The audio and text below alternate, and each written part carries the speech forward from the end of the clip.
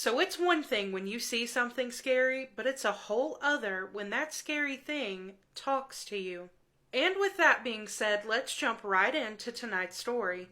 So grab your favorite tea and settle in, and let me tell you another scary story that happened in Appalachia.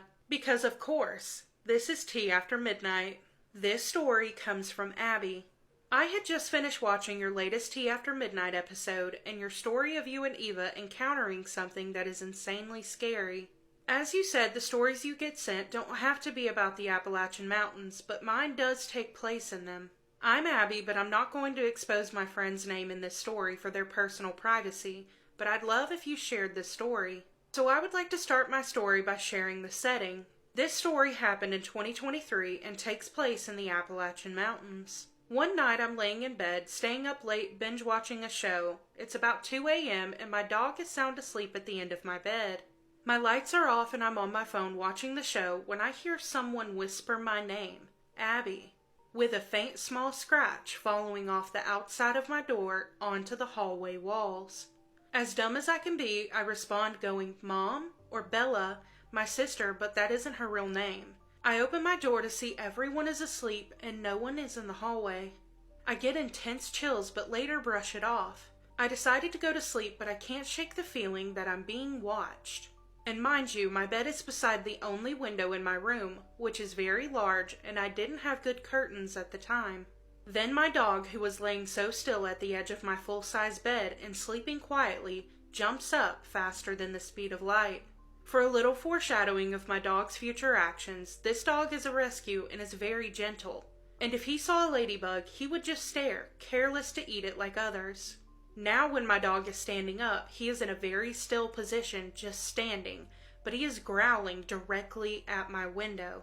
I don't want to look at my window at all, so I'm about to pet my dog to see if he's okay, when he sits up in perfect posture and just starts panting. He slowly turns his head directly at me, something straight out of a horror movie. I can tell he is very aggressive in the moment, which is new to me, so I slowly start to back up. When he jumps at me, he grabs my arm and he bites really hard. I'm screaming for him to stop, but he is pulling and eventually breaks the skin. I break free and run to my door, slamming it on him as he claws aggressively at my door. I run to my dad's room holding my arm. I wake my dad up and show him my arm, and he runs downstairs fast. He goes outside to look at my window and sees no one. Then he walks to my room to open my door. He sees my bed made and my dog sleeping peacefully at the edge of my bed. No scratch marks on my door, and I know I didn't dream this because the bite marks remained bleeding on my arm. So I wrap up my arm and sleep on the couch instead. I still don't know what possessed or happened to my dog. But I had told one of my friends this story, and she asked to see a picture of my dog before the incident and after. She's someone who works with seeing animals' signs of aggression and said something has changed in him, but it wasn't good. It's been 3 years, and he's not done anything like that again, but that day will stick with me forever. I'm so sorry that the story was so long, but I have another, with the same settings in the beginning. This starts in 2023 in the Appalachian Mountains when I'm in my basement with one of my friends. My basement is very big and we had a gym, which me and my friend were in, with lots of storage and random rooms around us. My friend and I were playing around and got thirsty, so we went to the random fridge to get Gatorade. That's when my friend drops her drink and she looks like she had just seen a ghost. I look back and see nothing there where she was looking. She grabs my hand and we run upstairs, and she starts sobbing and saying there was a tall man, faceless, singing a song to her with the words, "Come on now, the world will end, you will survive, we have no time." At first I thought she was making this up, so I didn't really care or anything, which was kind of rude of me, but she didn't come back for a while. Then another friend who I never told this story to, and she didn't know my friend, we both never mentioned what happened to anyone. We were both in my basement, and she says she's seen a man behind the firewood pile out of the window, singing a song, and I said, "What song?" She then copied the exact words as the first friend did. "Come on now, the world will end, you will survive, we have no time." Again, I thought they somehow knew each other, even though one of my friends was from school and the other was from camp. I was really skeptical it might have been some sick joke. But this happened with 8 different people who I've never mentioned the story to. The same man, different place in or around my basement, and same song. This man was said to be tall and bone-like. He has no face, but only a hat and a suit. I'm genuinely terrified about this happening after about 10 more times being in the basement with different people and the same stuff continuing to happen. Until 2 years later, I'm walking in the fields with one of my friends who has seen this man. There's a cabin in these fields which I'm aware of, and the whole field is covered in snow. So I'm walking around the cabin when I see footprints of classy boots going into the cabin, which is trashed and abandoned.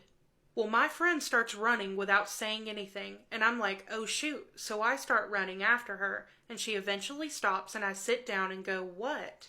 She then said, he was right behind you, but he crawled into the creek when you ran.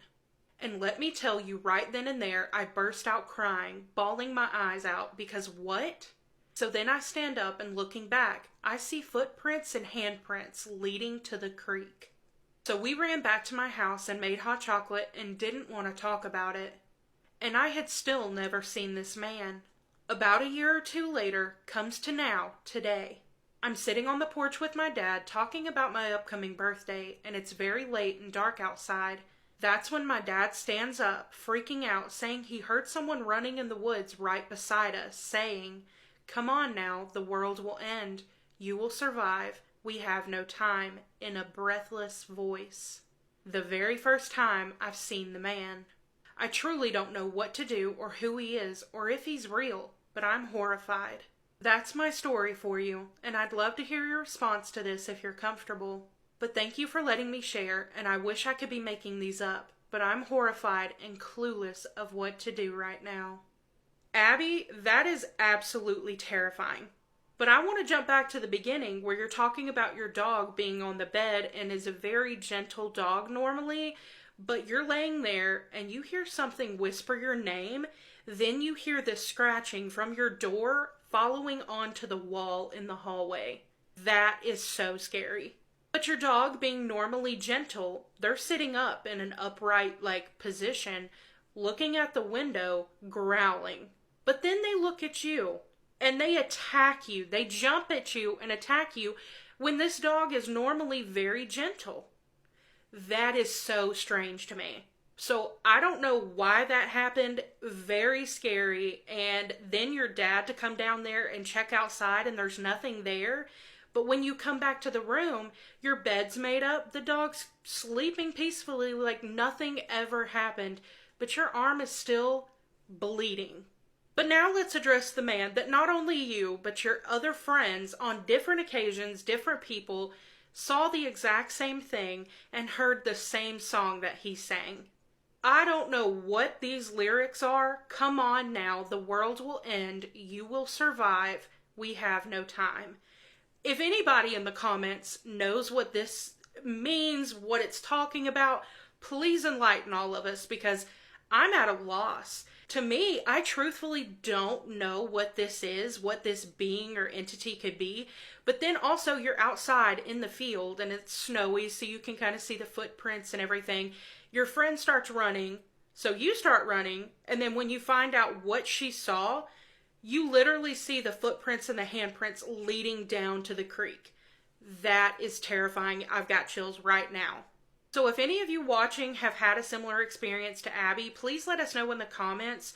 I truly don't know what this is, so if you guys have any idea, please let us know.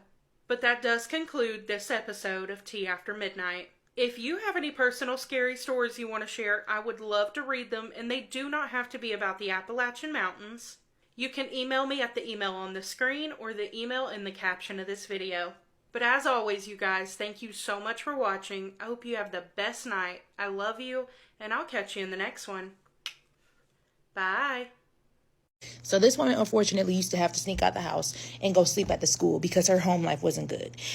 So she said that the janitor started to catch on, and once he caught on, he started leaving the door open for her, just for her to stay, so she didn't have to struggle trying to get into the building.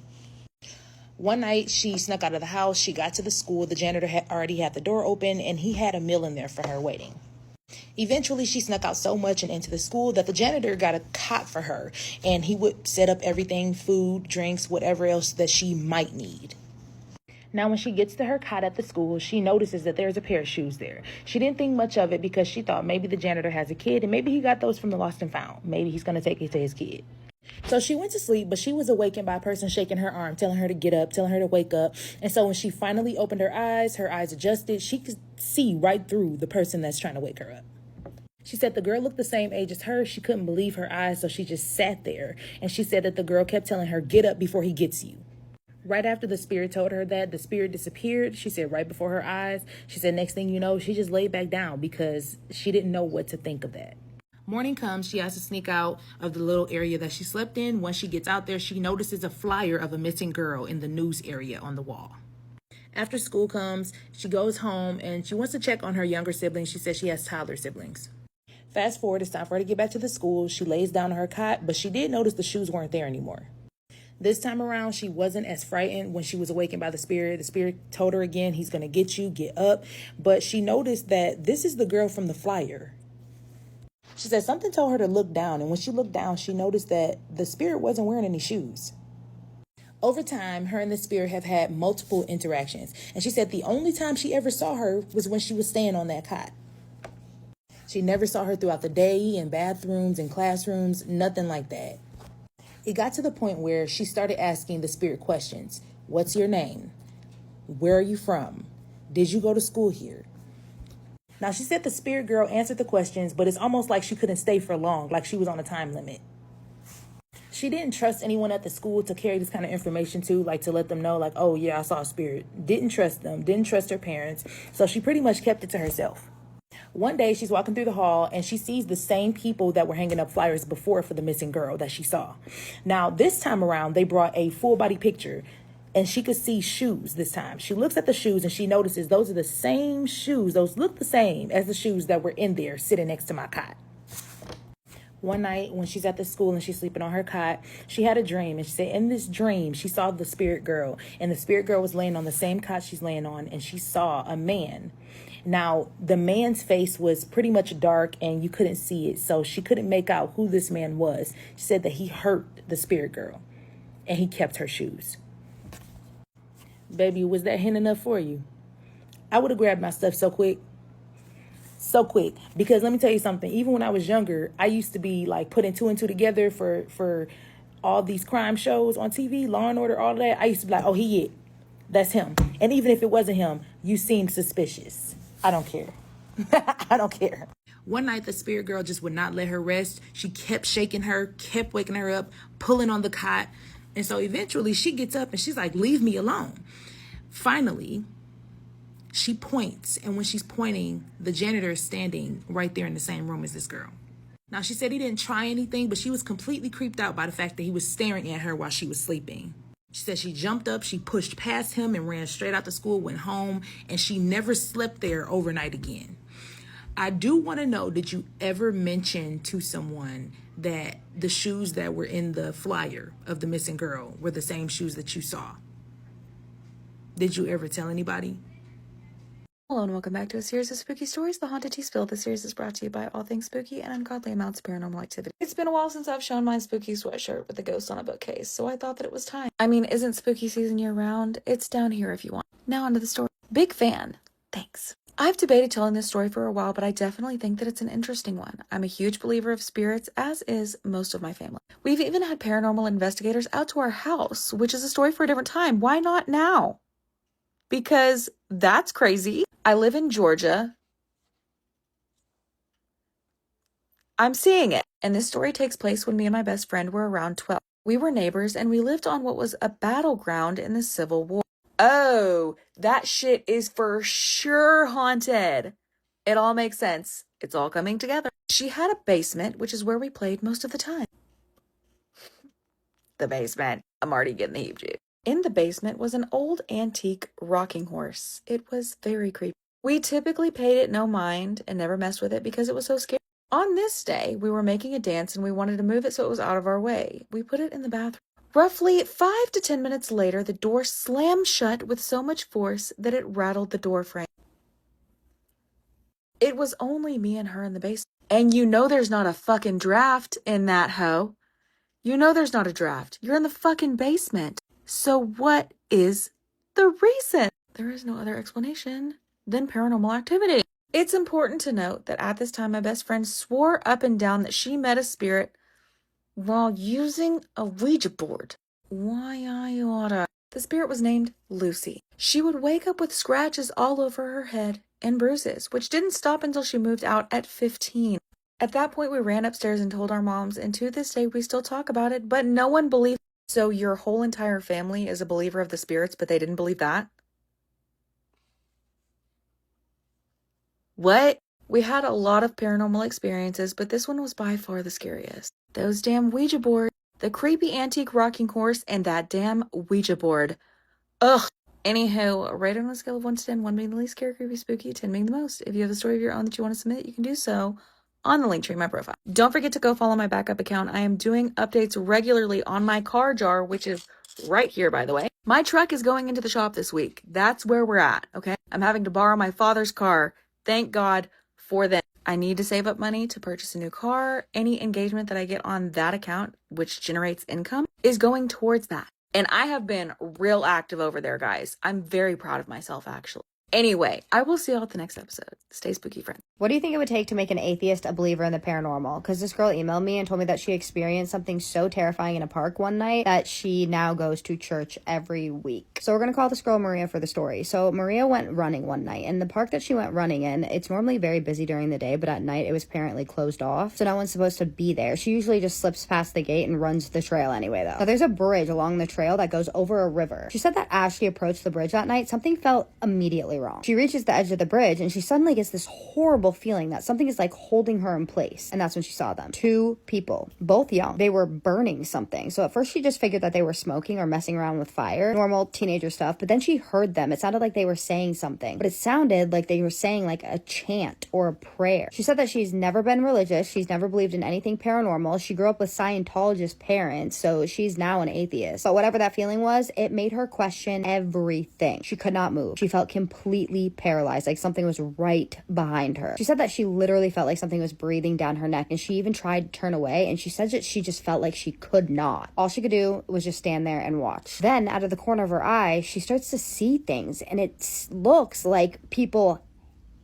She says she's never hallucinated in her life, but she swears that's what it looked like. So at this point, Maria starts to panic. And the crazy thing is every time they chanted, the fire would go up. And she said as she's watching this fire go up as they're chanting, suddenly the guy stomps it out and the entire bridge that she's standing on just starts shaking. She said that bridge does not shake. It is solid concrete and steel. There is a train track nearby, and whenever the train comes by, that bridge still doesn't shake. It doesn't even move, but this time it did. She said eventually somehow she snaps out of this and she convinces herself to leave. So she runs to her car, she jumps in, and she starts driving home. The whole way home though, she's looking in the rearview mirror, and she said that she swore she could see like this charred hand reaching for her. So she at this point is just trying to tell herself, you're just panicking, none of this is real. But when she got home, she felt awful. And that night she had horrible, gruesome dreams, and it did not stop there. Over the next week, everything got worse. She started to experience sleep paralysis, something she had never experienced before. She said she would go to bed, she would wake up in the middle of the night, she couldn't move. She would look up and she would see this woman with blonde curly hair and white eyes that were sunken in. It got so bad she even went to a sleep specialist and had sleep studies done. I actually had to do this once. She said she could not escape it, and the weird thing is that she started to sleep more and more, almost like she wanted to see this woman. And she started to hate the way that she looked, which was very out of the norm for her. She's always been very confident. There was also this constant smell like rot and ash, and it would not go away. After about a week of this, she could not take it anymore. She decided to go see a Catholic priest nearby in town. She tells him everything, and he gives her a rosary and a list of prayers, and she honestly thought that this was ridiculous. She had never prayed before in her entire life, but that night she tries it anyway. Immediately everything stops. The dreams, the sleep paralysis, the hand, the smell, the horrible feeling, it was all just gone. She said that since then she started going to church, and that she fully believes that there are things out there that we do not understand. She also never goes near that bridge anymore. anymore, but she still thinks about it a lot, and those two people. Her question is, do you guys think that they were trying to get rid of something and it found her instead, or do you think it was for her all along? So what do you guys think of that story? I gotta say, my question would be, do you think that those people that were doing whatever they were doing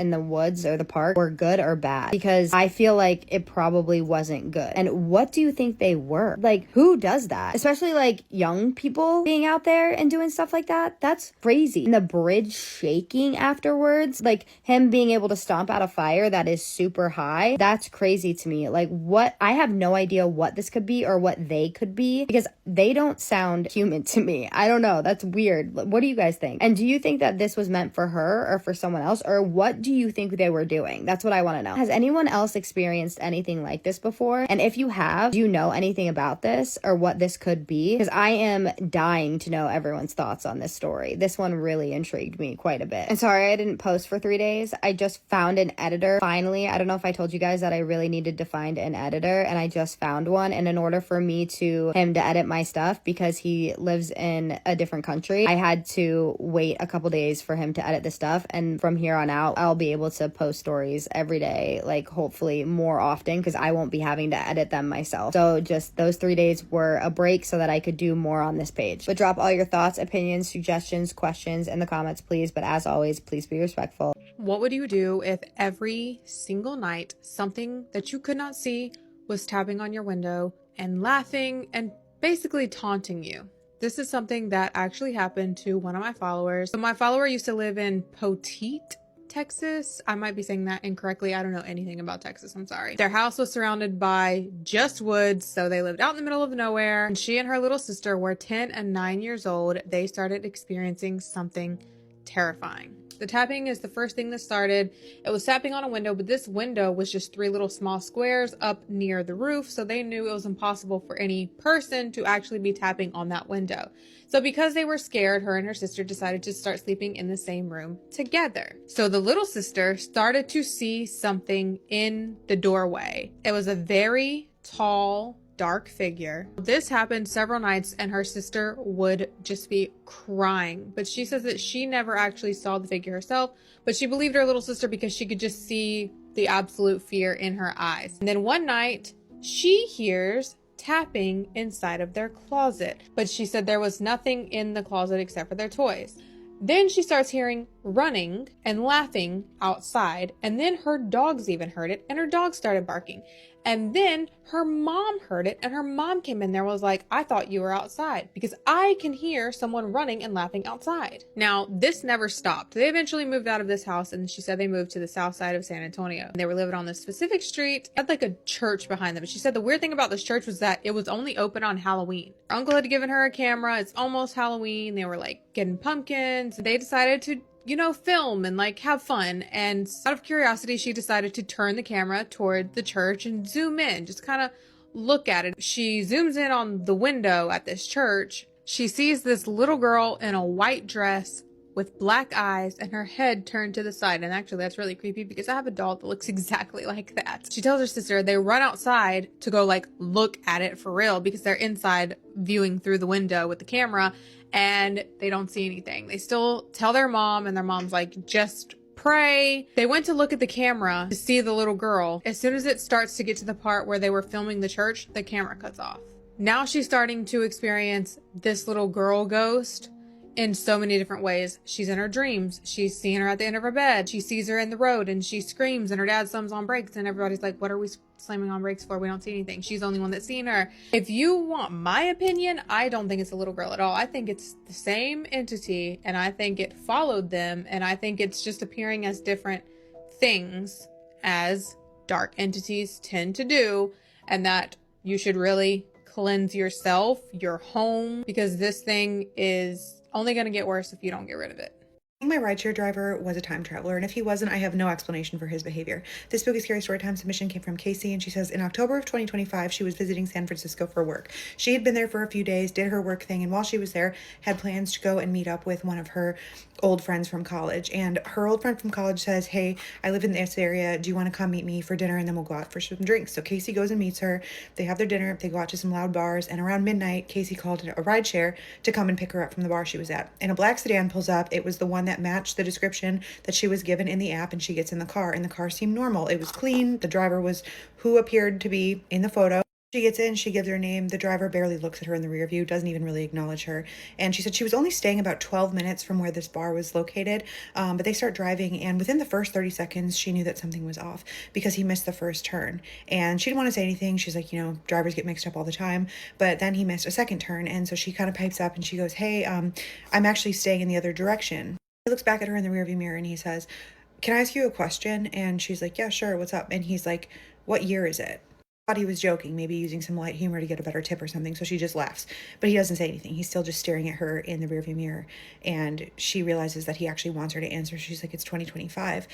And he goes silent for a second, and he's like, it's supposed to be 2027. She didn't know how to respond, so she just kind of laughed again, because how else are you going to respond to that? But she said his expression didn't change. He just stared ahead of him at the road. They come up to a stoplight, and he reaches to turn on the radio. She's like, perfect, we're going to listen to some music. I don't have to have this weird conversation with this guy anymore. But instead, he turns on what sounded to her like a police scanner, and then it just flicks off. Like, he didn't touch it. He turned it on, and then it just plays for a few seconds, and then it cuts out. She goes, are you listening to a police scanner or something? He goes, no, I'm sorry, it's not supposed to come through like that. And she goes, okay. Doesn't know what he's talking about. The light changes. He proceeds forward, but again, misses a turn. She goes, hey, I'm staying in the opposite direction. I can end the ride if you need to do something else. He goes, sorry, I just need to check something. He's like, if you have something else to do, it's fine. I can just end the ride and find another driver, because now her panic button's going off. And he says, no, I promise this is only going to take 1 minute. It's right up here. He pulls up to a building, and it's a closed up supermarket. And he says, see this isn't supposed to be here. He says, what? He says, yeah, it's supposed to be this other supermarket. And he gives her a name of a different supermarket chain that is in San Francisco. I don't want to use their name because it's a real business and they have nothing to do with this story. He says, well, it's definitely not. And he nods once and he says, yeah, I can see that. Well, this place is a marker. And she says, for what? And he says, to give me an indication that this is the wrong year again. And she says at this point, she's in the app about to end the ride. And he says, don't worry, I'll take you to where you're going now. And so he starts driving in the right direction to where she's headed. They pass a few stoplights in silence. And then he says, in 2027, that will be this supermarket. She's like, okay. And he says, yeah, I'm sorry. You don't have to tip me. As they get closer to her destination, he starts asking her a bunch of weird questions. He says, have there been any outages this week? Any large-scale incidents? It's almost like he's running through a checklist with her. And she's like, no. And then finally she's just like, are you like a time traveler or something? Half joking. And he says, no, I'm looking for someone. She goes, then why are you driving for this rideshare company? And he said, it's the only way I can get around without attracting attention to myself. He does not say another word for the rest of the ride, but she does end up getting dropped off at her location. And before she gets out, she notices that there's some kind of badge clipped to his visor. And all she can make out on it is that it says clearance, something clearance. It looks like an identification badge for something. She said, if I had to guess, I would say military or government issued, but I can't be sure. He doesn't even say goodbye as she exits the vehicle. She slams the door behind her and he pretty much books it down the street. He's gone. And she's like, weird, crazy guy, right? She goes in the place she's staying. The next morning, she has to get another ride share. So she opens the app and a pop-up pops up, prompting her to tip the driver from the night before. But this time, the photo is of somebody else. And she remembered that the night before, the photo matched the person who picked her up. But she was also like, maybe I had a few drinks and was just, not seeing it correctly. So she tips the driver anyway, thinking maybe it's somebody that's using somebody else's account to drive, doesn't really think anything of it. Till about a month ago, she goes back to San Francisco for another work trip. Her company apparently sends her there a lot. She ends up meeting with the same friend that she has in San Francisco. They go out and they end up passing this location that the rideshare driver had told her was supposed to be a different supermarket chain. It is still a closed down supermarket as of right now. She had never told this friend about her weird rideshare driver because, again, she just thought he was like a crazy person who wasn't really making a lot of sense. But she ends up telling her friend about it, and her friend's like, that is so weird. And she's like, why? And her friend is like, it was just announced that is going to be this new supermarket that's slated to open in early 2027. And you can probably figure out which supermarket chain this is. Like I said, I just don't want to name drop them because they really have nothing to do with this story. He said, while I understand that it's possible that this guy knew about the supermarket chain acquiring this space, any article that I can find about it just came out last month. Even if that's the case, can anyone else find an explanation for the weird things he said, the weird questions he was asking, and his strange behavior? I really like the time travel story. So if you have one like this and you think nobody would believe it, send it in. We'd love to hear it. And I'm also putting together a podcast episode of spooky military stories. So if you have one like that, please send it in also. Let's read another creepy story that was sent to us. This one is especially creepy because it just goes to show that sometimes humans are way more terrifying than any creature I'm 17, living in the UK, so in my first year of college. I study 3 subjects, one of those being criminology. Back in February, I went on a trip to Berlin with a group from my college, and we stayed in a hostel with other students from other countries. I was in a room of 5 other girls who I had met on the journey over. The first night we got there around midnight and got straight to bed. A peaceful night of rest before the exploration the next day. Well, the next day, we get back late afternoon around 8, and another college had been put in our corridor. They were mostly men, tall, and looked to be early 20s, which was odd and intimidating, yet we walked past our room and ignored them. After a while, we get a knock, and the corridor is full of these men, to the point where you could not get out of our room. One girl opened the door to them, saying something to us in French. She apologized and said that we do not speak their language as we are English. That seemed to excite them as they cheer and start speaking now in English. They ask us to play Pop the Balloon, a dating game, and we turn them down as we are clearly younger and not interested in some Frenchmen causing havoc. She went to shut the door, and by this time 2 other girls were stood at the door to support her. This was a good idea, as the guys shoved their arms in, not letting us close the door. It took 3 girls to force them out, and we were so spooked by what they would do as we had turned them down. For the next hour, they knocked and banged on the door, slamming up against it, which I'm not sure what they thought would happen, as they were thick, durable doors that would not be taken down by some shoulder barging. We ignored them and began messaging a teacher who was down in the lobby who was previously a police officer in the Met. The worst part came next, the key cards. We could hear them taking turns, tapping their key cards, trying to get the door open. We weren't sure what they wanted with us, but we were scared shitless. Shaking, calling our teacher to come up. She didn't answer the phone, but another teacher from our group did and came up. He knocked, shooing them away from the door and coming in to ask what happened and if we wanted to stay with the teachers for a while downstairs. We obviously agreed and went down, all of these men still in the corridor watching us and laughing. This went on even when we got back to the room later and they had been reported. Again, they tried their same tactics as before, so our teacher returned after receiving another message from us, and this time brought a member of staff who apologized as they could not kick them out or move them. We were given the number to reception, and they had security on all night, so we felt safe. The final night, one of the girls stayed out with some other students to go explore a little more, while the other 5 of us went back to do face masks, as girls do, to calm down. When we arrived, the corridor was empty, and we felt safer, but still on edge. As soon as they heard we were back, they started again, knocking, key cards. At one point, a key card actually worked, and the door opened. It ended up being another girl from our group, but she looked terrified, slamming the door behind her. The men had chased her up 7 flights of stairs, down our corridor, and tried to get in with her, all while laughing and shouting in French. We immediately called reception, and a woman answered saying she was not even in the building, so we had to go downstairs to find another member of staff. There was no way in hell we were leaving our room with them all out there trying to get in. You might think I am being overdramatic, but there was over 50 of them, taking up an entire floor's corridor. It was insane and so intimidating. We call our teacher again, me having a panic attack as this is my worst fear. My first trip without my parents, and we are being harassed inside of our own room. Our teacher arrived along with the men's guardians, telling them to stop. Yet they did not actually care about us and were only speaking to them so they didn't look like incompetent leaders. A large amount of the men chased us down the stairs with our teacher, laughing and shouting again in French. Security for the night was put on our floor, and these men were not allowed out of their rooms. Our teachers moved into the room next to us to listen if they did. Safe to say I didn't sleep either night, and we trauma bonded over the event until we were back in the UK again. Please be safe and careful of who you open your door to. We only opened the door the first time, as we thought it was our teacher checking on us. This one decision backfired and ruined our entire trip and outlook on how staff really doesn't care about the people they are meant to be caring for. I want to share this story and call out how incompetent and scary people can be. So she wanted me to post her story so we could spread awareness on harassment. And she also said a simple no can enrage a man to the point of harassing girls, which is so true, unfortunately. I think it's really important to remember that no is a full sentence, and people need to learn how to accept that. Being a girl is just learning how to be aware of your surroundings at all times. This little game could have ended horribly if those guys actually got into the girls' room. I don't believe their intentions were pure. That was straight up harassment. I am glad that the girls were very smart and they got out of there safe. This is a story about how I met my wife. Sounds wholesome, doesn't it? Don't be fooled. I've never told anyone about this. I was young, naive, and I'm so totally embarrassed. But I feel like the time has come to tell my story. It was a Friday night. The usual, I was out with the lads. There were 7 of us behaving as lads do.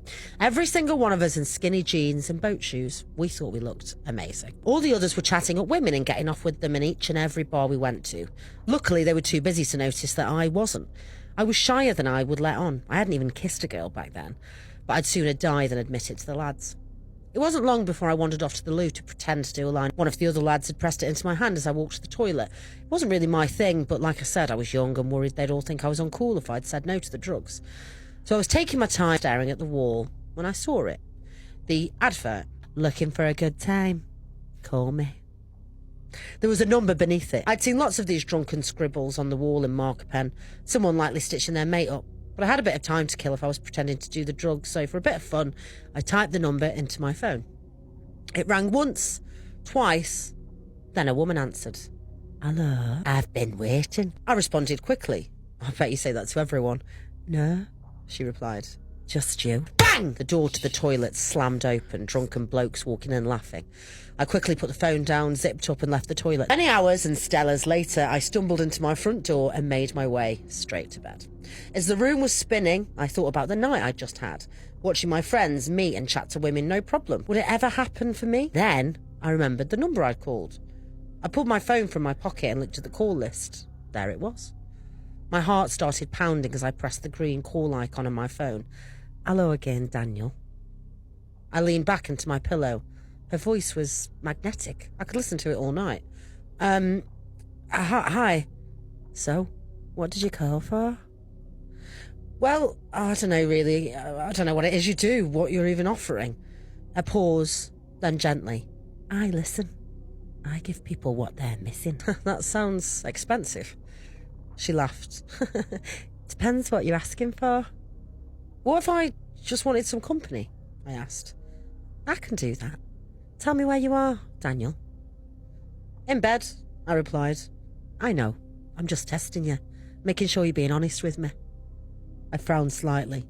You don't know that. I can hear it, she said. The quiet. Your breathing changes when you're lying down. I shifted, suddenly self-conscious. Describe the room to me, she continued. Why? Just like to picture you. Daniel hesitated, then shrugged. It's not much. Bed, wardrobe, window. In the chair? I went still. What chair? The one by the window. You left your jacket on it. A cold prickle crept across my skin. I didn't mention a chair. You didn't have to. Her voice softened further. I'm very good at imagining. I sat up, scanning the dark room, the faint outline of where the chair sat exactly where she said it would be, jacket draped over the back. All right, I said, forcing a laugh. That's creepy, but really good guess. Wasn't a guess.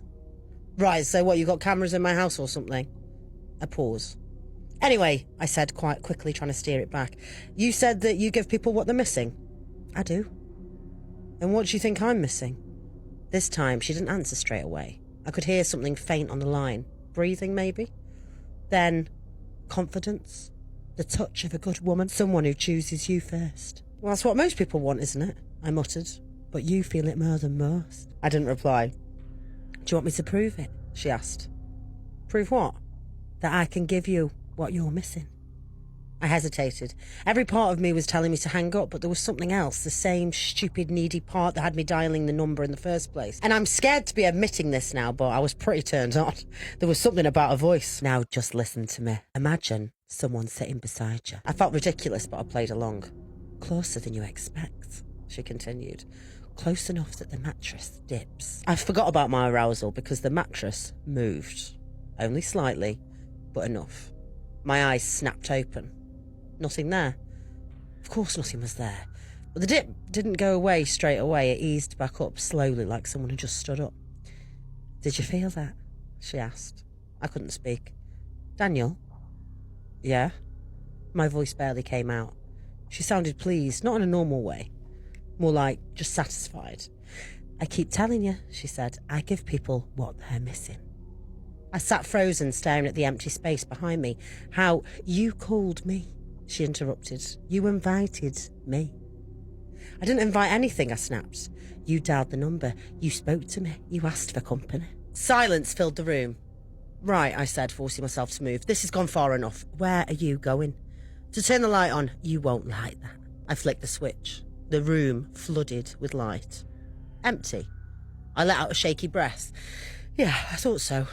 Look at the chair, she said. I didn't want to, but I did. My jacket was gone. My stomach dropped. What the... I moved it, she said casually. That's not funny. Stop it. Check the door. I turned. The door was still closed, still locked. Windows? Checked them and they were closed. Under the bed, she added. I stepped back instinctively. No. Go on, she coaxed. Be brave. I'm not doing that. A small pause and then a peal of laughter. I'm only joking. Relief flooded my stomach. This was a prank. I'm not under the bed anymore. As soon as she said that, a movement caught my eye. My head whipped round to the corner of my room. Eyes under my desk. Before I could do anything, a woman crawled out from the space.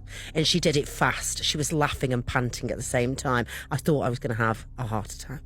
I ran out of the room before she could touch me and ran down the stairs, the panting and laughing following me the whole way. I didn't stop running until I hit the street, barefoot, shaking, the sound of her laughter still stuck in my head. I didn't go back that night, or the next. I told myself it was the drink, my imagination snapping under pressure. Eventually, I forced myself to return in daylight. Everything was normal. Chair back on the window. Jacket on the back. No sign that anyone had ever been there. I never told the lads. I just moved on.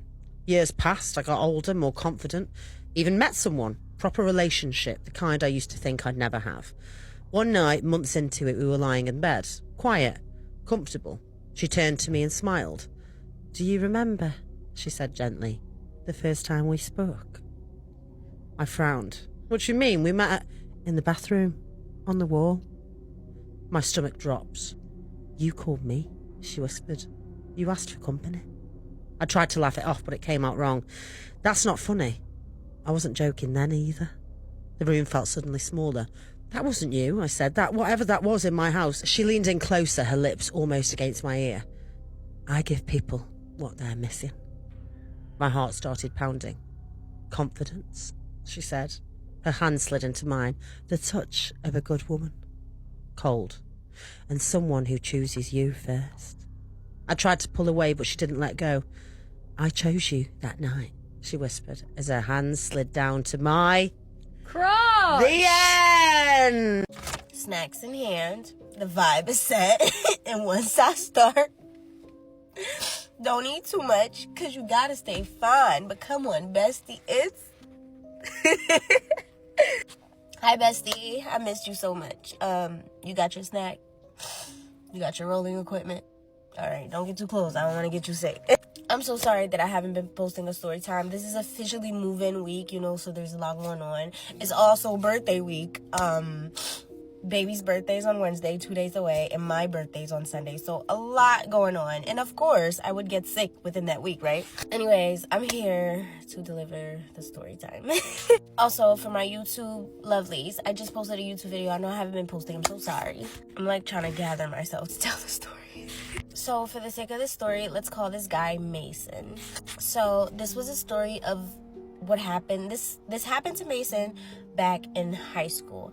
So when Mason was in high school, he used to play football, and so after school, of course, he used to go to practice and stuff like that. But after practice, he would walk home, and oftentimes in the wintertime when he's walking home, it's very dark. And this was a specific situation that happened to him. So he went to practice as usual. Practice actually ran a little later than usual, and so around 9:30, 9:45ish, he starts heading home.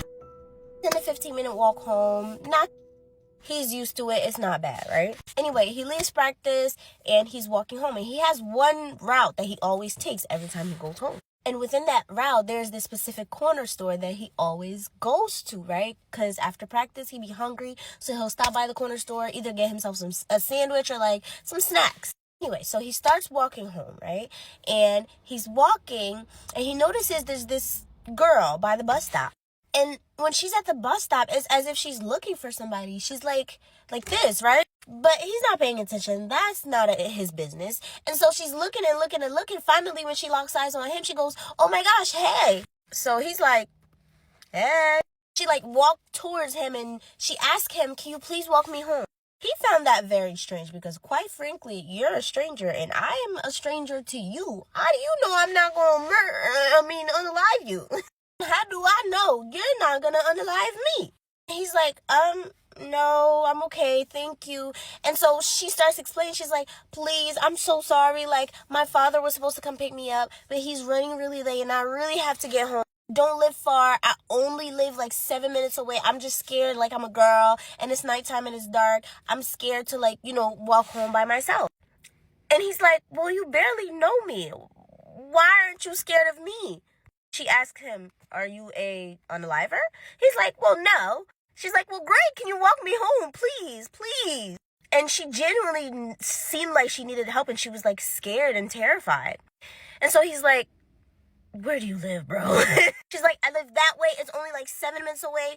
We just have to go that way." And that way, it's kind of out of his way to his house, which was would kind of make him, get home a little longer than usual, right? And he's thinking like, I don't know, man.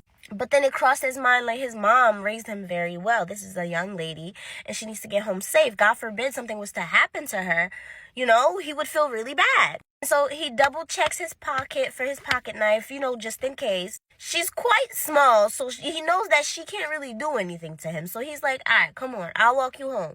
And as they're walking home, he realizes, damn, by the time I walk this girl home and go to the store's going to be closed. I ain't going to be able to get myself a sandwich.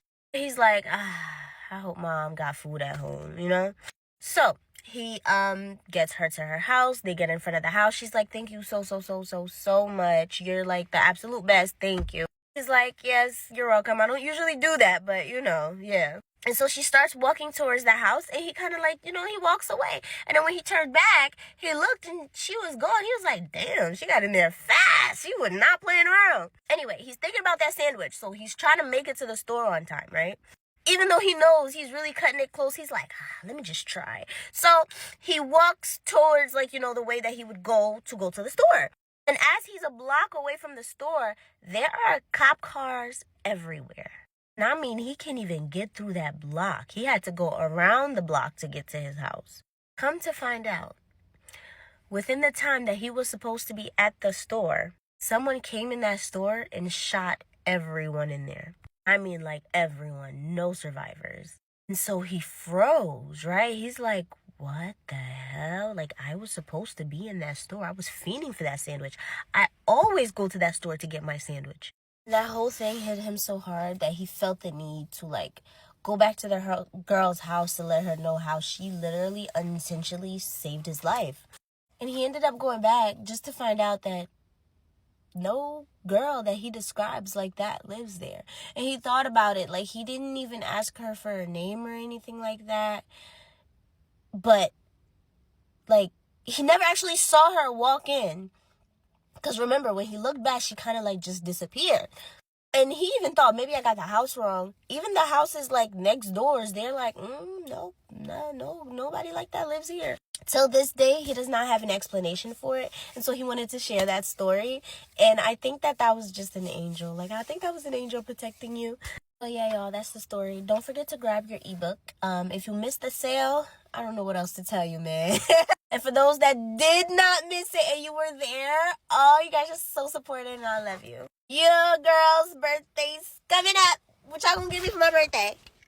What you gonna give me for my birthday? That's not even the lyrics. Anyway, I love you. Bye.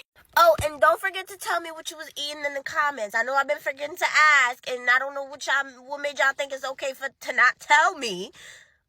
Put them in the comments. Thanks. Love you, bye. Want to get creeped out? Let's talk about the Raven Man ritual. This is essentially a summoning ritual where you are calling upon a dark entity called the Raven Man. You can ask him for knowledge or favors, but of course it comes at a cost. If you ask too much of him, he might call upon you later to return the favor, and whatever he's going to ask you to do, you're not going to like. Also, let me know if you would do a ritual if you're crazy enough, but don't do it, but just tell me if you're crazy enough too. Of course, the raven is an omen of death, but it's also a symbol of wisdom, cleverness, and being deeply aware. This duality reflects the nature of the Raven Man. Oh, and in case you don't know, I do not suggest you do this ritual. I wouldn't do it, okay?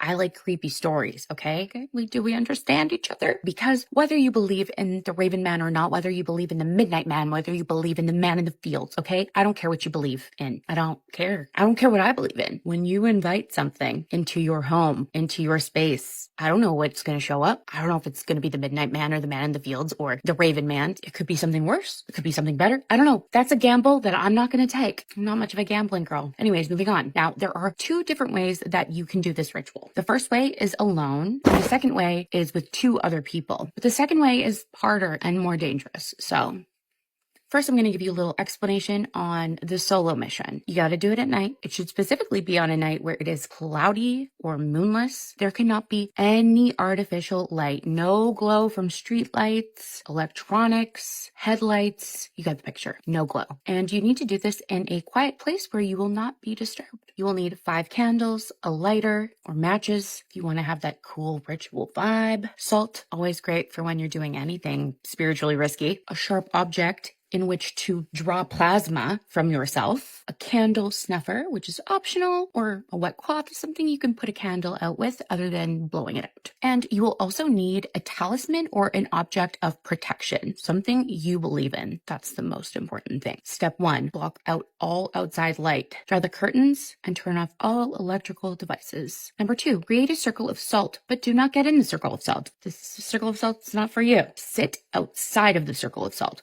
facing it. Place 5 candles in front of you. Light the first 4 candles one at a time, and as you light each candle, and here's a little flaw in the ritual that I found, it says light the first 4 candles one at a time and say each part of this incantation, but there's only 3 parts to it, and you're supposed to light 4 candles. So my advice is to light the first candle and then say it with the other 3. I don't know. Anyways, you say, on this dark night, I call on the Raven Man. That's number 1. Appear before me, here and now. That's number 2. And number 3 is, and do my will. Then you're supposed to use something pointy, give your finger a little nick, which this is offering a part of yourself. Not a good idea. I don't know if I made that clear or not, but it's not a good idea. Thank you. Anyways, you're going to put some of that plasma on the 5th candle and recite, the flame is my beacon. The plasma is my sacrifice. Sacrifice. Pay attention to that word. No. That means don't do it. And then you're going to light that 5th candle. After you light the 5th candle, the Raven Man will make his presence known. But lucky for you, he's going to be confined to the inner circle of your salt ring. It also says you might be able to see him, but most likely you can't see him, which is great because then you don't know if it's working or not, right? Not good. This is where you get your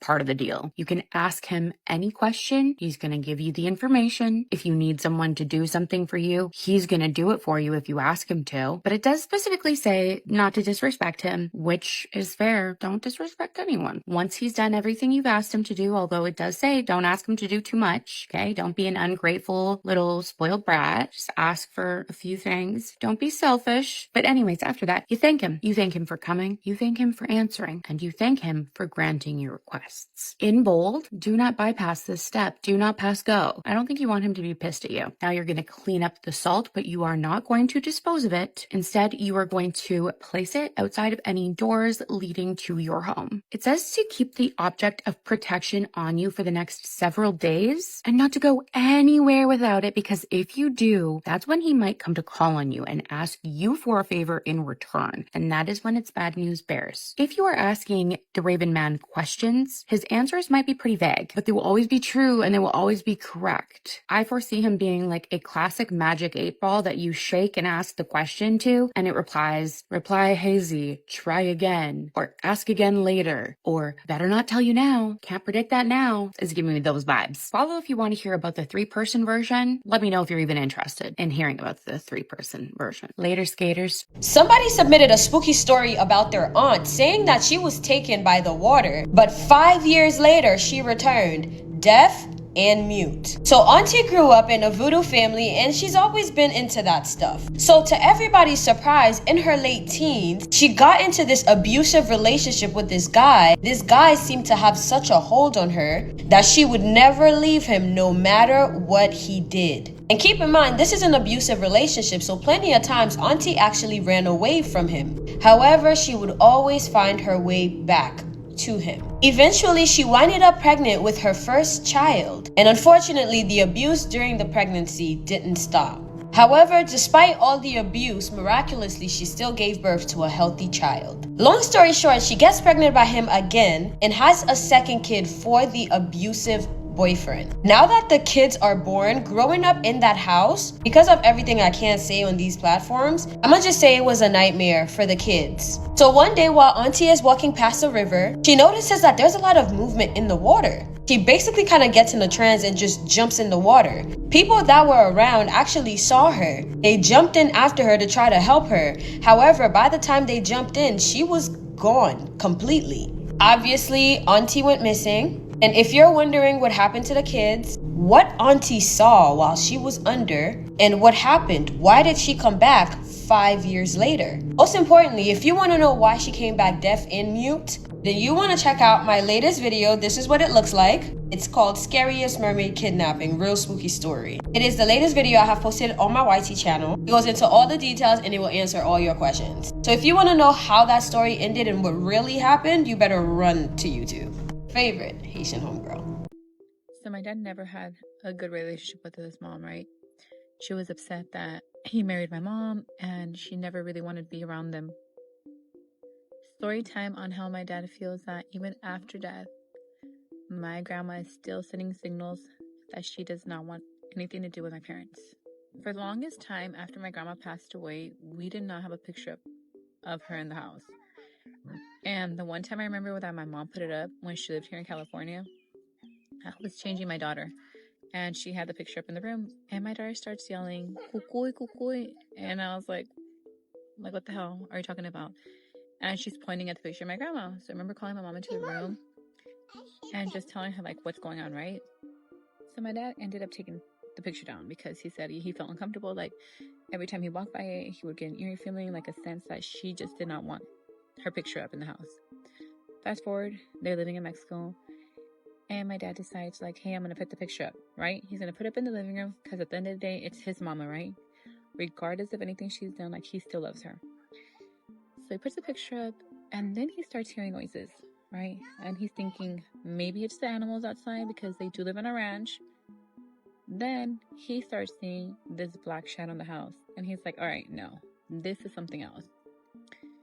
So he's kind of ignoring it, you know, but then he's telling my mom, like, hey, like, ever since I put the picture up, like, weird things are happening. So finally one night, I guess they're laying down, right? They're getting ready for bed, and they hear it loud as, like, boom, like a bang. And they think, like, dude, somebody's trying to break in. So my mom and dad end up getting out of bed, and they're looking around the house, right? Because best believe, like, if somebody's breaking in, like, they're going to put up a fight. So they look around the house, nothing. They end up turning on the lights. Lord and behold, the picture of my grandma's laying flat on the ground. The glass is not broken or anything. So my dad's like trying to figure out like how did this picture fall off? Like there's no earthquake, like there's no draft. Like how the hell is this on the ground, right? And like around the picture, there's little pieces of cement because in Mexico, the houses are made out of literal cement and bricks, not drywall like here in the States. So as he's looking around, he sees a little piece of cement and he sees a nail.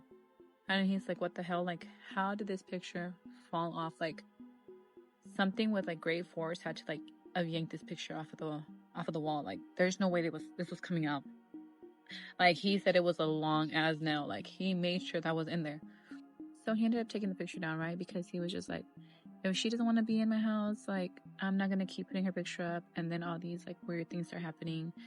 Scary things, creepy things around the house. So that video that I made that went viral, everybody's saying that they hear a woman in the background. I mean, maybe it was her. Maybe it was her trying to make herself come through, because, I mean, I've seen her a lot in my dreams after she passed away.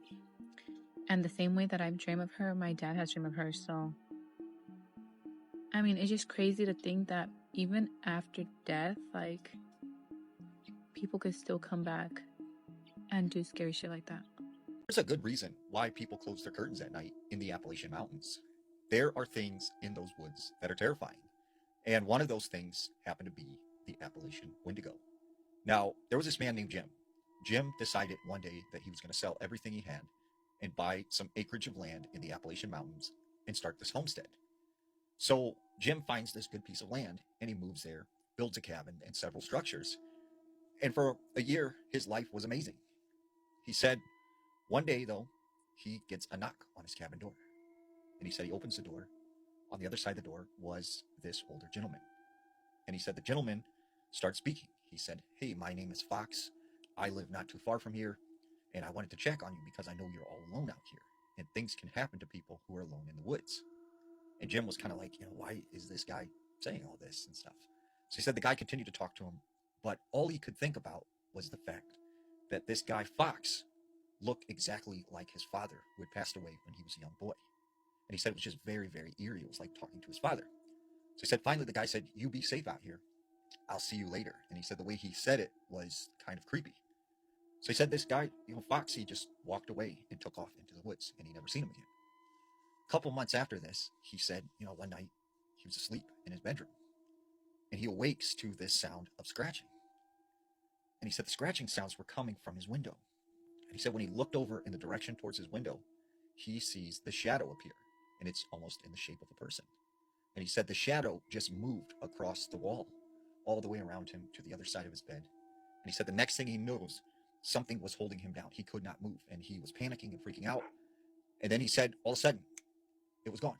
And he got up, and he said, that must have just been a really crazy dream. So he said, this kept happening to him. He kept having this, what he thought at the time was a dream. Well, one day, he said he was out on his land setting up some traps. And he said he happened to notice in the snow there was all of this weird movement. And he said, what is that in the snow? So he goes a little closer, he grabs a tree branch, and he moves the snow over. And he said out popped several rats. And he said that's when he realized these rats were eating a deer carcass. And he said it was just so sickening that he had to start vomiting. And he said as he was bent over vomiting into the snow, he looks up, and there is the guy Fox. And he said the guy was just standing there staring at him. And he's like, "Hey, what are you doing out here on my property?" And he said Fox looked at him and said, "You seen the deer?" And he said, "Yeah." And he said, "You see, a lot of weird things happen in these woods." And then he said he turned and just walked away. So he said, that was like a really weird encounter. Like, did he have something to do with that deer or whatever? So he said, next couple of days, he really, really kept having these nightmares where he would see the shadowy thing in his room. And then he said this one particular night, he was sitting by the fireplace and he was just contemplating life. And he said all of a sudden, the next thing he knows, he just stood up. He started walking towards the door. He opened the front door of the cabin and he starts walking out into the woods. And he said it was weird. It was like he knew what he was doing, but he couldn't control it. And something was just drawing him into the woods deeper and deeper. So he said finally he stops and he's just surrounded by trees. It's completely dark. And he said the next thing he knows, he hears his father's voice say, "Son, come here. It's your father." And he said out of the shadows steps that guy Fox again. And he said, "It's me. I'm your father. Come here. Come give your father a hug." And Jim's just kind of like, well, "No, you're not my father. My father's not here anymore." And he's like, "No, I am your father. Like, I've been here the whole time. Come give me a hug." And he said he just like didn't trust this guy. He thought he was crazy. And he said all of a sudden, this guy's skin began to peel off. And he said that's when he could see this wasn't his father. This wasn't a man. This was this pale, white, skinny creature with sharp teeth, sharp claws, and these bright yellow eyes. And he said this thing said to him, "I said, come here now." And the voice had changed. So he said next thing he knows, like he was able to get awareness again. And like he was aware of his situation where he was at. He turns and he just takes off running. He gets back to his cabin. He jumps in his truck and he leaves his cabin and just abandons it. And he said after a couple of weeks, he didn't know what to do. So he went to this Native American man in town that everyone said was a medicine man. And he told him like what had happened and stuff. And he said this Native American man said to him, what you've seen was the Wendigo, what my people call the Wendigo. And he said, he has chosen you. And the reason he hasn't taken you yet is because he wants you to be as afraid as possible. Because to them, the more fear you have, the better you taste to them. And he will continue to follow you and, harass you until he finally gets you afraid enough that he will take you. So Jim said he decided to sell the cabin, and he never went back there again. And he said still to this day, he can hear scratching sometimes at his window, and he will see the shadowy figure in his room. When you're in a public place and you see things that you're not supposed to. Privacy reasons, I'll be changing people's names. Let's get into it. Has always been a girl's girl. Always been there for her friends. Her friends have always been there for her, but she used to go up and beyond for all of her friends. It didn't matter what time of the day, if you were crying, if you went through a breakup, Nicole's at your door with some wine and some chocolate. So she made a friend from a friend. So, of course, one of her closest friends had made friends with someone else, and she introduced her to Nicole, and they became friends. Says that once she met this girl, she always felt a weird vibe off of her, but she didn't want to judge her too soon. She was just trying to get to know her. So they all decided to go out on a girls' trip. We're going to name her Justina. She ended up meeting this girl when she went out on a hike. Now, Nicole did not attend that hike because she had to work that day. So the rest of Nicole's friend and Justina's friend had met this girl on the trail. What they found weird was that it was getting super late and this girl was alone in the woods. And they asked her, do you want to walk back with us? And she said, sure. So she followed the crowd of girls back to their vehicles. Now, what Justina did not mention to Nicole until later on was that she had no car. So they were all trying to figure out, how did this girl get to this trail in the woods with no vehicle? And I don't know what she told them. That information wasn't provided, but it gets good. Pretty short, Nicole tells me that Justina ended up taking this girl in, not even knowing her a couple of weeks. Takes this girl in. Apparently the girl was homeless. She was living out in the woods, apparently somewhere in a cabin that they still to this day don't know where this cabin's located, okay? She feels bad for her. She's staying with Justina. Justina tells Nicole what's going on. So Nicole says, you know what, let's just take her out in our girls' trip with us and we all split her expenses. So that way she can come with us and she's not left alone in your house since you're still uncomfortable leaving her alone completely in your house for so many days. Justina says, okay, that's cool, fine, I can do that. So this was like all a plot to keep the girl from staying at Justina's house for too long by herself.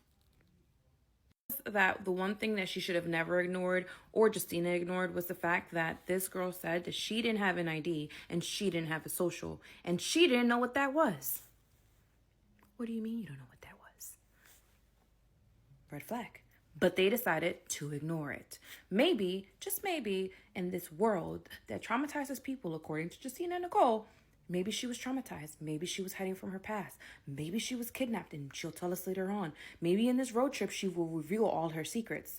Yeah, her secrets were revealed in this road trip, but not the ones you think. It's that everybody in the RV had a bunk bed. Now, Sapphire, because that's what Nicole wants me to call her, Sapphire decided that she didn't want a bunk bed. She wanted the couch because she rarely sleeps at night. And of course, Justina and Nicole are telling her, what do you mean you don't sleep at night? And she's like, yeah, I don't really sleep. I don't really see any use for it. And they're like, well, how do you expect to go hiking with us and sightseeing if you're not fully rested? And she's like, well, if I have to go to sleep, I'll just close my eyes and lay on the couch. And of course, Nicole and Justina, okay, well, we'll give you a pillow and a blanket to use just in case you want to go to sleep. Nicole states that she wishes she would have never saw what she saw, but she can't unsee what she saw. That once they got to the rest stop, they all got out of the vehicle and they decided to just buy some snacks at the rest stop. Well, while they're buying stuff at the rest stop, Justina tells Sapphire, hey, can you follow me to the restroom? I want to go to the bathroom and the RV's parked too far. I don't think I'm going to make it. So, of course, Sapphire says, no problem. I'll come with you. And Nicole, just to follow along with them, decided to follow Justina and Sapphire into the bathroom. There's 2 stalls, 2 mirrors, and 2 sinks. Now, as Justina's passing by the first mirror, Nicole really doesn't look. But as Justina's passing the second mirror, she notices that Sapphire is also following Justina, but she can't see Sapphire's reflection in the mirror. She doesn't say anything. She kind of freezes, like, wait, what did I just see? So Justina goes into the first stall. Sapphire goes into the second stall. And as she's sitting there trying to think really hard as to what she just saw, she just calmed down and said, maybe I'm just seeing things. Maybe I'm tired. Maybe me driving has affected my vision. I'm just seeing things. Maybe I'm just seeing things. And once they're done doing their business in the bathroom, both Sapphire and Justina walk out of their stalls and stand in front of the mirror to wash their hands in the sink. Now, Justina is washing her hands in the first sink while Sapphire is just standing looking at the sink. She's not even washing her hands. And Nicole is behind both of them looking at the mirror in shock because she still can't see Sapphire's reflection. And Justina has not realized that there's no reflection in the mirror next to her. Literally, she's not realizing it.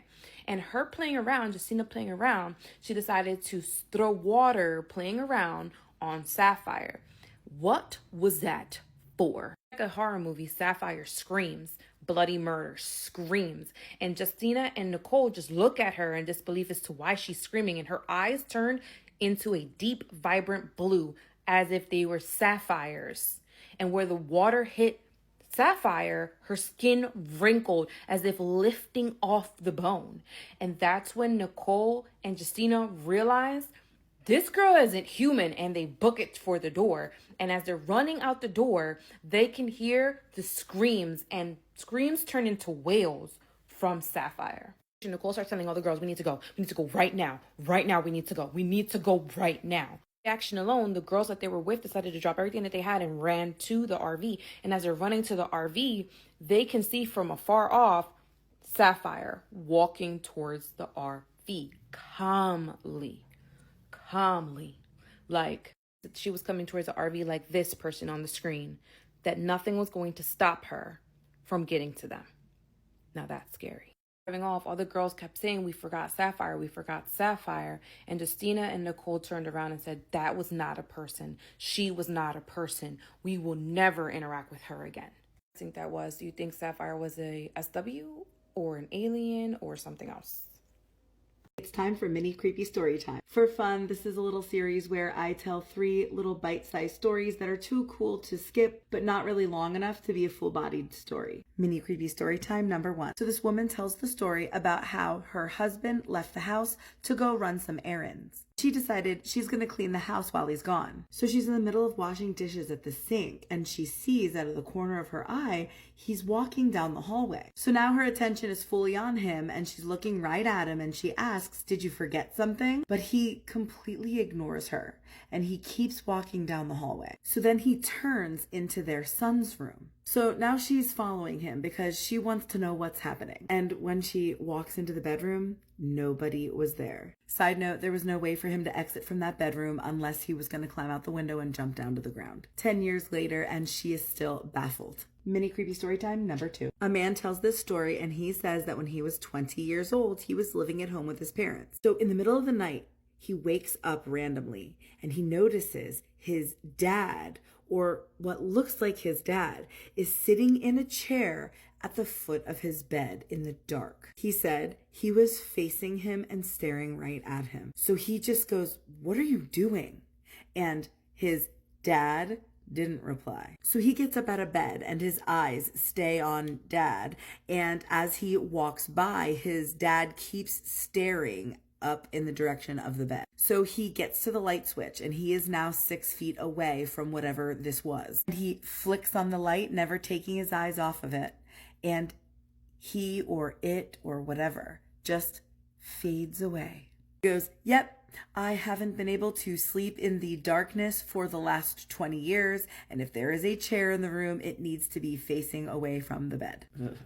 No, thank you. Mini creepy story time number 3. So this man says that when he was a child, he woke up randomly in the middle of the night. He said that he would always leave his bedroom door open when he was a kid, and his parents' bedroom was down the hallway a little bit and to the right. So all of a sudden, he notices that a figure has appeared in the doorway.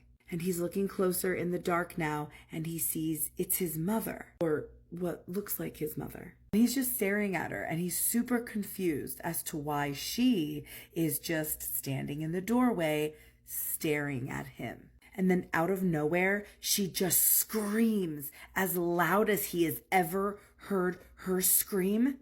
And then she stepped backwards out of the doorframe and faded into the darkness.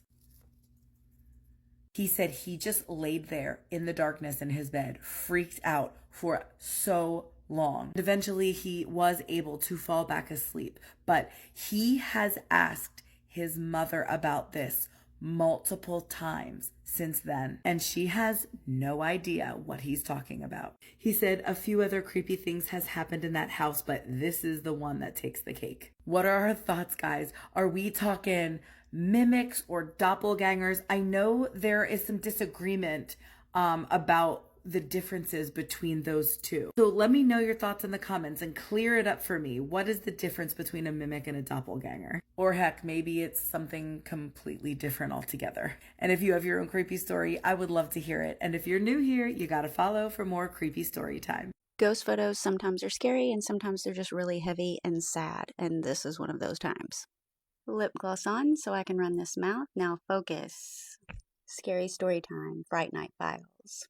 The other day I showed you 2 photos from the Myrtles Plantation, and today I'm going to show you the third one. And as I was looking at it, I kind of noticed that there's another ghost in the photo that I want to point out, but you'll see the first one like right away. And I'm pretty sure that it is Chloe. First one I want to point out is this lady. Now, if you look at her from like a distance, it kind of looks like someone from the 70s with blonde hair pulled back in a low ponytail. But let's zoom in on her because that is not what it is. To me, it looks like a woman in a turban that is tied down low, and you can see the V of the collar here. But what concerns me is this. To me, that looks like a shackle of some sort, and let me show you what the photo looked like originally before it was lightened up. It looked like this, and if you look at this in a dark room, you can see her. You can see her before it was even adjusted, but let me show you what it looked like when I adjusted it. I think it's a little bit easier to tell when it's like this, what's going on in the photo, and you can tell that it's like a wrap around her head. So if we go back to the full image, I want you to look at the fireplace and see if you see anything else. Now, my husband was like, oh, are you talking about this little thing up there? No, this is like a vase that's on the mantle. Here's what the room looks like during the day. It's called the French room at the Myrtles Plantation. You can see like the vase. So back to this photo. Do you see like between these 2 women right here? Who the hell are these 2? Do you see, like, this looks like a woman holding a doll? What the hell is going on here? This looks like a doll, and this looks like a woman in a bonnet. There's no legs to this person. This is also in front of this mirror. Do you see, like, where the mirror comes through here? This is in front of that. Who is that? So you've got 2 ghosts, this one and that one. What's going on? And when you really look at it, I don't know how I feel about that right there either. So let me know what you think about these ghosts. This one, we'll call that one 1, 2, and maybe 3 hooded thing up there. Hi Daisy, I've been watching your videos for a while now, and I wanted to share a story with you. This story takes place in my childhood home in LA. That house was so haunted that my entire family saw things there, including my cousins and even friends. When I was around 8 years old, I used to sleep with my parents because I was too scared to sleep alone in my own bed, especially because of the things that would happen in that house. One night in particular, I couldn't sleep. It was sometime in the middle of the night, but I'd say it was close to 5 a.m. because my dad used to wake up around that time for work. The way we slept was kind of different. My dad would sleep with his head where your feet would normally be, and I sleep next to him, closer to the edge of the bed. My mom slept on the other side, more toward the middle. So even though I was near the edge, there was still a bit of space beside me. There was also a small gap between the bed and the wall, just enough to walk through. My parents usually left the door wide open, with all the lights and TVs off. But that night, the hallway light was on, and just a little bit of it came into the room. I remember I was facing the wall, with my back toward the door, and my dad. That's when I saw a small black figure jump onto the side of the bed and sit right next to me. I froze. I didn't know what to do for a few seconds. Then, out of nowhere, that small black figure laid down next to me with its back facing me. It was so small that it somehow fit right beside me. I would say it was about the size of a 3-year-old. My heart started beating fast, and I felt this uneasy feeling in my chest and stomach. I was terrified it would turn around and I'd see a scary face. I felt stuck. My dad was next to me, but his back was facing mine, and I didn't want to wake my parents because I knew they had to get up early for work. At the same time, I was scared that if I made any noise or sudden movement, the figure would react or turn toward me. So slowly, little by little, I started scooting closer to my dad, hoping I could accidentally wake him up. It felt like it took forever. Then suddenly, the figure sat up for a few seconds, jumped off the bed, and this time it was kind of tall, and walked toward the hallway. As soon as I saw it heading toward the door, I slowly sat up and watched as it disappeared down the hallway toward a small room where I kept all my dolls and toys. As soon as I saw it heading toward the door, I slowly sat up and watched as it disappeared down the hallway toward a small room where I kept all my dolls and toys. I quickly laid back down, wondering what had just happened. After a few minutes, still scared and trying to process everything, my parents started waking up for work. I remember going into the kitchen with them and telling them what happened, asking if they knew what it could have been, especially because they already knew that I believed the house was haunted. But of course, my dad told me, "No más estaba soñando feo. You just had a nightmare." And my mom agreed, probably so they wouldn't scare me even more, even though I know what I saw. As a kid, I always thought the devil's hour was between 2 and 3 a.m. So after that experience, I realized something scary could happen at any time, because this happened closer to 5 a.m. To this day, I still wonder what that was, and if anyone else has ever experienced something like that as a kid, or seen that same small dark figure. Like I said, that house was extremely haunted. I also wonder if the new owners ever experienced the same things my family and I did while living there. Did you know that in Quora, there is a dam that was never completed, and it is believed to have not been completed due to the priest of the church in the area putting a curse on the project? We are back with another Trinity Paranormal Trinity folklore for you today, and this is a very haunting story. Now, in the village of Quora, it was Quora village, there was a nice small community. In that community, there was the St. Veronica Church and a school. In the 40s, the governor at the time proposed a dam to be created in Quora village that would supply the north with water. However, the project would include demolishing the church, the St. Veronica Church, and the school, and the villagers were distraught. They did not want their church, their home of prayer, to be destroyed, and they begged and pleaded with the governor to not destroy the church. However, in 1945, they would have gotten notice that they have to evacuate to the neighboring communities like Lopino, and the project was going ahead. Now, the villagers were scrambling to salvage whatever they can before the church was destroyed. The roof of the church was said to have been brought in from the Mediterranean. So they tried to salvage the roof, the columns, the St. Veronica statue, some brick, and as well as the confessional box.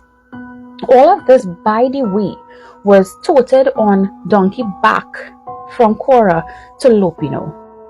On the day that the site was set to be demolished, the father of the church, Father Brennan Keene, was so distraught that he yelled out that this dam will never be completed. After the demolition of the church, Within a year of that project being started, it was abandoned. So to this day, the equipment and the building is there, abandoned, and it is believed to have been due to embezzlement of the money, which was one of the biggest scandals in the 40s in Trinidad and Tobago, where the money that was supposed to be used to build the dam was being squandered. Many people believe that that curse, what Father Keen would have said, that the dam will never be completed, came true because of how distraught and emotional the entire community and they felt about destroying the church. And to this day, the structure is there and was never completed. So this is the incomplete dam that is just there. It's a red brick building, and it is said that it just remained there until this day. So if you ever go to Cora and you see this, just know that a curse was placed on this by the priest because they blew up the church in order to build this, and the building and the dam was never completed. So let me know, have you ever heard about the story of the cursed dam in Cora? When I was 12, somebody knew exactly where I was and something was already in my house. When I was 12, I stayed at my aunt's house with my cousin and we were just kind of hanging out in the living room, and we were on one of those live chats on the computer, just talking to random people. We were just being kids, skipping, laughing at people, whatever. And we came across this guy. He looked pretty normal, but he was a young adult man. It said that he was from Michigan, and so was I, so we just kind of started talking to him, and out of the blue he mentioned, "Oh, you guys are in Georgia." We never mentioned that we were in Georgia. We also didn't have anything on that was showing our location, so I just kind of looked at her and she looked at me, and he said Atlanta, Georgia, like specifically. We skipped him immediately. We tried to laugh it off, but it definitely felt weird. And then fast forward to the nighttime. So some context, there's a living room and then there's a staircase right next to the living room. It led downstairs, and downstairs was completely dark. And I'm not sure why I did this, but I looked over at the stairs and there was a figure standing there. It was white, not glowing, but just really, really pale. It was tall like a man and just standing there. It slowly turned towards me, and I'll never forget the face. There was not one. There was no mouth, no eyes. It was completely blank. And after I sat there and froze staring at it, literally time froze, it ran back down the stairs very quickly. That's when my cousin looked at me, and she could tell on my face that something was off, and she said, "What's wrong?" I told her what I saw, and we both hid underneath the blankets, and we did not come out. And then we started to hear faint noises around us, like definite movement. We stayed underneath that blanket for the rest of the night. We didn't say a thing. That incident happened around 2:30, 3 a.m., and the next morning we didn't even go close to the stairs. But this is what my question is. How did that guy know exactly where we were? And what was that thing that was already in the house with us? I need to tell you guys this ghost story. This story was sent into my email, and if you have any ghost stories, paranormal encounters, or scary stories that you want to share, you can send them to the email in my bio. I've been to more castles than I can count, but there's one in Ireland that I can't even find anymore, and I'm starting to think that there's a reason for that. When I was a kid, I grew up going back and forth between England and Ireland. I had family in both places, so my childhood was basically split between the two. And no matter where I was living at the time, there was one tradition that never changed. Castle trips. Constant castle trips. I'm not exaggerating when I say I've probably seen dozens, maybe more. In England, I'd go with my grandparents. Those castles were massive. Preserved, impressive, and beautiful, the kind of places that felt like stepping right into a history book. When I was back in Ireland, those trips became something else entirely. My dad called it castle hunting, and I hated it, because instead of the grand, beautiful, restored castles that I was used to, he always took me to the ones no one else ever visited. The forgotten ones. The ones hidden in the middle of nowhere, taken over by time, crumbling and overgrown. Most of them didn't even look like castles. They were more like old fortified houses from centuries ago, half erased by how long they had been sitting there. There were incredible castles in Ireland, don't get me wrong, the famous ones. They were either privately owned or completely packed with tourists, and my dad wanted to avoid that at all costs. But he preferred the ones that people just didn't know about, the ones you had to go looking for, hiking, landmarks. You had to know where you were going. To find, sometimes, a pile of rocks. I remember one trip in particular. He had found this place online, some obscure ruin. We drove for about an hour to get there. There were no signs, no directions, all back roads that kept getting narrower and narrower until it felt like we were completely alone. Eventually, we stopped beside this open field, and this is such a blur to me that I don't even remember if there were cows or sheep, but right in the middle of it were the ruins. Even from a distance, I could tell that this one was different. It wasn't small. It wasn't unimpressive. It was tall. Broken, but still standing, still delivering an air of impressiveness. 2 of its round towers were still intact, rising up through layers of thick vegetation that had completely taken over. No preservation, no barriers, no signs, just this massive, forgotten structure sitting in silence. We climbed into the field and walked toward it. And the closer I got, the more the energy started to stir. The air itself felt charged. And the first thing I noticed when we stepped inside was the entrance. A doorway leading into a room, or maybe a chamber, I'm not completely sure, but it was completely black. Pure darkness. The kind of dark where my eyes weren't even able to adjust. The light seems to just stop at the doorway. And then I felt it. An urge. A pull. Like something inside that darkness wanted me to come closer. It wasn't curiosity. It wasn't coming from me. It was external. And it wanted me to walk further. Like it was trying to invite me in, but it didn't know how. I remember standing there, completely torn. Part of me was petrified, and every instinct inside of me was telling me not to go inside. But the other part wanted to step forward.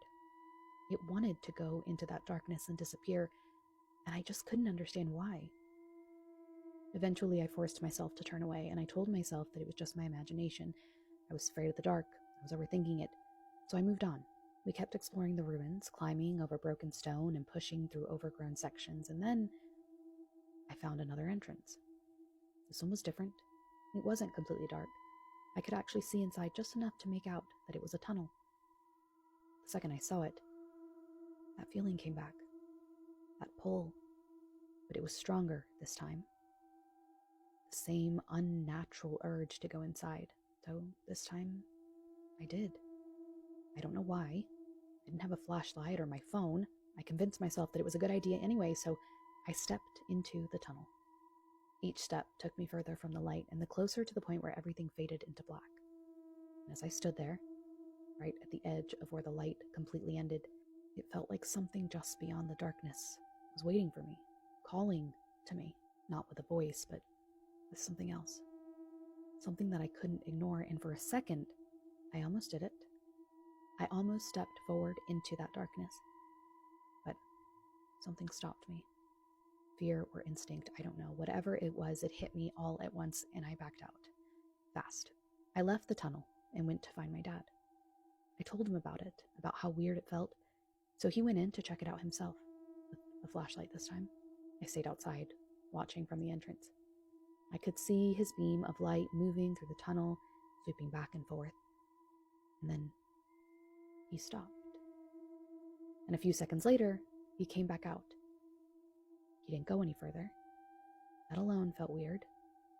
Because my dad is ex-military. He's the kind of person who climbs onto the roof without hesitation, pulls plywood away from doors so he can get in. He doesn't scare easily. So I asked him why he came back. And what he said shook me to my core. He told me that right where the darkness begins, there's a hole, a deep one, hidden, with jagged rocks and broken brick at the bottom. And if you didn't have a light, you wouldn't see it. You'd just step forward and fall. I instantly realized how close I had been, because when I was standing there, I was only a few steps away from that exact spot. And if I had listened to that feeling, to that pull that wanted me to go further so badly, I would have walked straight into it. After that, we didn't stay much longer. We headed back to the car and started driving home, And on the way, I asked him about the first entrance, the one that was completely dark. I asked if he went inside, and for the first time, I heard something in his voice that I'd never heard before. Hesitation. He said no, that he didn't go in, because even with a flashlight, he felt too uneasy to step inside. To this day, I still don't know where that castle was exactly. I've tried to find it again. I've searched online, I've looked through lists of ruins, even asked for help identifying it, but nothing matches. It's like it doesn't exist. Or like it never wanted to be found again. Might have known the story of real-life boogeyman. A Love is Blind contestant has been charged with attempted murder. Love is Blind, the show on Netflix, you guys have probably watched it, I've watched it. It's a big show and it's spread around the world fairly quickly. It started in the US in 2020 and expanded into now 11 countries around the world. There is a Love is Blind Brazil, Love is Blind Japan, Sweden, UK, Germany, Argentina, Mexico, you get it. And if you don't know, it's essentially a social experiment in which single men and women all look for love and get engaged all before meeting in person. They fall in love without ever seeing each other, only talking through a wall in what the show calls pods. Once the proposal happens, then you're taken on a trip with the other couples, spending time with your now fiance for the first time ever, then you move in together, then the wedding happens. All of that is filmed, and then the show ends with the wedding showing all the remaining couples either saying, I do or I don't. It's a pretty crazy concept, but entertaining nonetheless. Love is Blind Argentina began to air in November 6, 2024. Among the contestants was 29-year-old Santiago Martinez, a charming guy with decent chat, and a 24-year-old woman named Emily. Emily was a journalism student from Buenos Aires. She seems like such a sweet, kind-hearted person. She went on the show, like everyone else, to find love. And Emily, from the start, was very forthcoming about her reasons for going on the show. On camera, she opened up about a previous relationship that she was in that ended up being really toxic, quite aggressive, and all in all, very unhealthy and damaging to her mental health. And she was very open-minded about doing this Love is Blind experiment with the hope of finally finding a happy, healthy relationship. And there was a point in which she thought that she found it with Santiago. In the pods, they were both very vulnerable with each other. Emily shared a lot of things that she had been through in the past, really putting herself out there, but it was going well. Emily and Santiago were the first couple out of all the participants on the show to get engaged. There were a total of 5 proposals in their season. They fell in love through a wall. On the show, Santiago talked a lot about how he had had this dream about a girl named Emily, saying that he didn't know what she looked like, obviously, but he knew the name from his dream, and that meant something to him. He proposes, she says yes. The day after is the reveal in which they see each other for the first time. The doors open, they see each other for the first time, walk towards each other, and they were happy. And at the end of the show, they go through with the wedding. They say, I do, at the altar. Her family approved of him. Emily and Santiago themselves were excited, and it seemed like love was indeed blind. But as we know, not everything that we see online is true, because behind closed doors, things between the couple were not all rainbows and butterflies. In fact, they were far from it. After the wedding on the show and when their season ended, Emily and Santiago wanted to plan to get married again, but in a more intimate setting with their loved ones and no cameras. But it was when they were in the early stages of planning for that Santiago's behavior towards Emily took a very scary turn. There had been red flags. For example, on the show, when the couple took the trip to Tulum, Mexico to spend quality time with each other for the first time after the engagements, Santiago was known to be very emotional, but not in control of his emotions. At least not in the way that Emily had hoped that he would be, because he would get jealous and then Emily would have to communicate her boundaries again to him, saying, I have been in a toxic relationship before, I do not want that again, so let's work on this before we say I do. Santiago also openly said that his past relationships hadn't worked out because he had a habit of hurting people that he loved. Red flag. Another scene on the show that was particularly alarming was one in which Santiago was seen abruptly taking Emily's plate away because he believed that she was eating too much. Things like that felt very, very much so controlling in nature, but Emily was happy before things really went south, or at least she was trying to be. She would later say, quote, he would get upset about anything I did that did not make him feel safe, then he would tell me that I was the love of his life and apologize while crying, end quote. So it was this cycle of control, anger, apology, and love over and over again. Emily stayed because she loved him, or she thought that she did, or she wanted to, because she believed that he would change, and because she had already announced to the world that she was so happy that this was her second chance at love. I also feel like it takes a special kind of evil person to sit there and listen to this person tell you about past relationships that have really, really hurt them and let them be vulnerable to you, to sit there and listen and then comfort them, only to turn around and do the worst thing that you could possibly do and put their life in extreme danger on purpose, fully knowing that that person trust you. That is not what love looks like, by the way. I know I have young listeners. Do not put up with that because that will not end well. You don't deserve it. Nobody does. And obviously, I'm not saying that Emily did anything wrong at all. Obviously, she had no idea of knowing that this would happen. All she is guilty of is trying to love this guy. By early 2025, the couple had announced that they were getting married in a church ceremony with family for their 1-year anniversary, and Emily's mother and sisters decided to throw her a bachelorette party. It was a fun night until it wasn't. Because when she got home that night, Santiago was waiting, and he wasn't talking to her at first, but he was very, very clearly angry. He was furious about the bachelorette party, about the fact that she went, about how she had dressed, about what he had seen on social media about it. He was not having it. He grabbed her phone and told her that she wasn't going anywhere. He told her that she had disrespected him by going out and having fun, and said that that's not how a woman in a relationship should behave. She tried to leave. Quote, I asked him to please stop locking the door to the room, that I wanted to leave. He told me that if I left, I should take all my stuff, end quote. So she started packing, and then Santiago snapped, calling her names, launching himself at her, knowing that he could easily overpower her. Quote, he threw himself at me and started to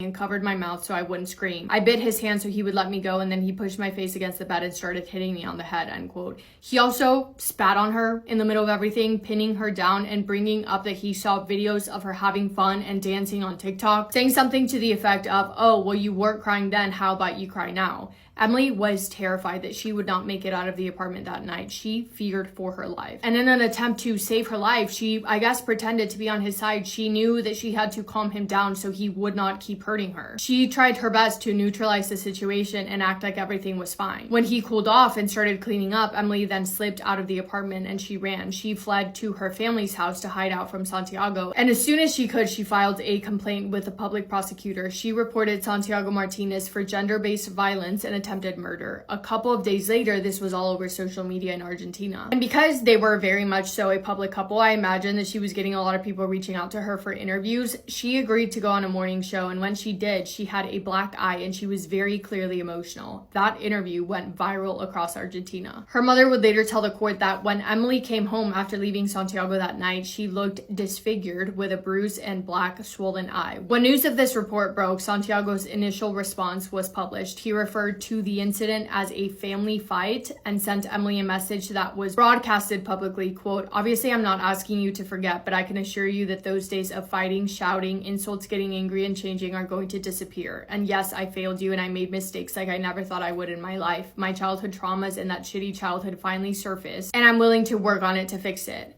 By the way, this is all translated, so I'm sorry if it's not word for word exactly, and if anything is wrong in the comments and you know it, please just comment it down below. We can figure it out together. Anyway, prosecutors would later use this public apology as a confession that the fight did in fact take place. He was saying that he did things that he regretted because he knew that he did. Santiago Martinez was arrested in early March 2025 at his parents' house. Emily heard about the arrest while she was at her parents' house where she had been staying since fleeing the relationship, and when her lawyers called to tell her, she broke down in tears, not of sadness this time, but of relief. Quote, the fear will continue to be there, but knowing that he is in custody gives me a little peace of mind and security when I go out on the street, she added. Quote, I was really afraid because I didn't know what he could do. Seeing the news about girls who made complaints and unfortunately lost their lives at the hands of these aggressors, obviously it hurts, and you know that you could end up being one of them. That is why the fact that he is behind bars today gives me a little peace and tranquility, end quote. Oh, and I forgot to say, when things were made public, Santiago went over to Instagram to try and defend himself, saying, quote, the first thing I want to say is that I do not justify violence in any way. I was the first person to acknowledge my mistake and to apologize privately. And today I publicly take responsibility for what I did, but that does not mean I take responsibility for trying to kill the woman I loved. All of that was unfounded and created by the media circus. Criminal experts said in the reports that the injuries were minor, that there were never any danger of death, and that she was always free to do whatever she wanted to do, end quote.